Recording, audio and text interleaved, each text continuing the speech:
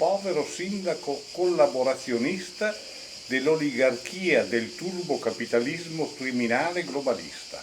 La finta epidemia è la più grande farsa della storia dell'umanità. Questo è solo uno dei messaggi che il sindaco di Saunara, Walter Stefan, ha ricevuto via mail o sui social per aver deciso di affiggere in giro per il paese dei vivai questo manifesto che invita alla vaccinazione.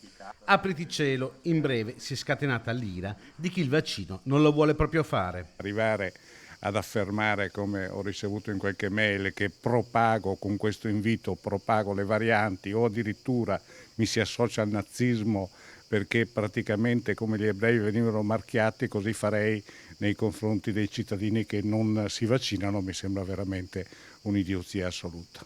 Il vaccino, il primo cittadino, l'ha appena fatto invece. Seconda dose di AstraZeneca, ci confida.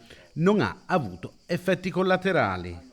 Tutti i farmaci possono avere delle controindicazioni, ci dice, ma in questo caso i benefici superano di gran lunga gli effetti avversi. L'appello che continua a fare ai suoi concittadini è di mettersi al sicuro dal Covid. 6 giorni fa Saunara era Covid free, non c'erano contagiati e non c'erano persone in isolamento.